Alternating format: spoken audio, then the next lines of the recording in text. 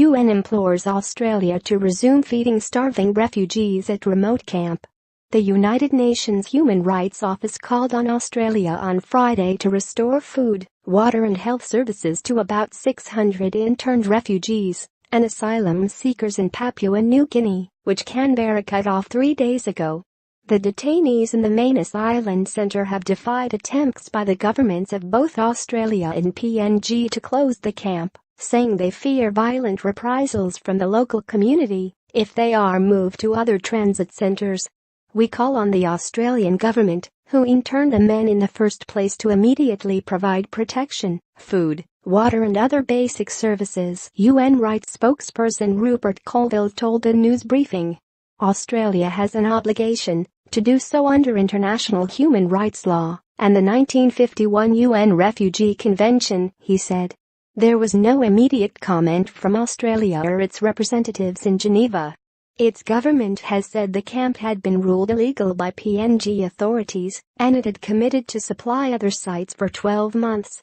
Colville joined the UN High Commissioner for Refugees, UNHCR, in warning of an unfolding humanitarian emergency in the centre, where asylum seekers began digging wells on Thursday to try to find water as their food supplies dwindled.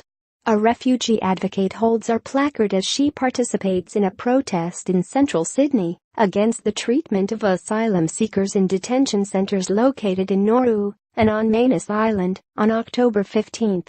David Gray, Reuters. The remote Manus Island Centre has been a key part of Australia's disputed immigration policy, under which it refuses to allow asylum seekers arriving by boat to reach its shores, detaining them instead in PNG and Nauru in the South Pacific.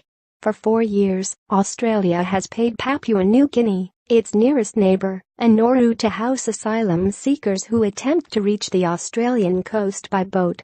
They include Rohingya Muslims from Myanmar, Afghans, Iranians, Sri Lankans and other nationalities, and are almost entirely men. The impending closure of the camp is part of an Australian government plan to push refugees and asylum seekers to either return to their home country, settle in PNG or move elsewhere, thereby disbanding part of Australia's controversial and expensive offshore detention program. Service providers and contractors have left the island, according to Australian media reports. We repeat our overall concerns about Australian offshore processing centres, which are unsustainable, inhumane and contradictory to its human rights obligations, Colville said. Around 500 of the men have still not had their asylum claims processed, he said. And obviously the sooner the better. Some of them have been there, I think, for 4 years, Colville said. So that's a very long time to sit in effectively a detention center disguised as a regional processing center without your case being processed. The alternative accommodation being proposed is not finished or adequate to meet their needs, including security, he said.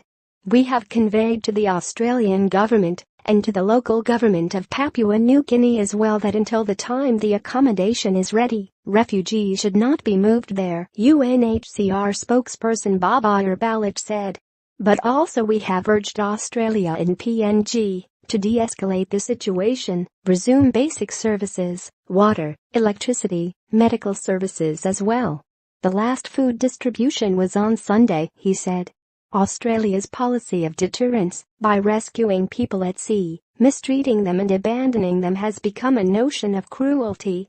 Manus refugees digging holes to find water to drink. It's unbearable to watch this crisis unfold. Photos via @Barazbachani @ospelpic.twitter.com. Biavrek Iranian Barazbachani, who is living in the camp on Manus Island, described the conditions in a series of tweets earlier this week, saying the refugees had resorted to digging holes to try to find water to drink. At the moment hundreds of naked men are lying around me, wrote Bachani. They are starving and their bodies are getting weak. New Zealand's Prime Minister Jacinda Ardern on Friday repeated her country's offer to take up to 150 refugees. Ardern said in a statement that the offer would be covered by New Zealand's existing refugee quota and applied to offshore refugees on both Manus Island and the tiny Pacific island nation of Nauru. I acknowledge that, while New Zealand has not had to contend with these issues on our shores, it's hard to ignore the human face of this situation and, nor should it be ignored, wrote Artern. New Zealand citizens are typically allowed to work and live in Australia, a pathway that Australia fears could be used by the refugees to move to Australia. Bichani said the New Zealand offer was our best chance. Australia is blocking but has no right to say no, he wrote on Twitter. You can't keep political hostages. Australia.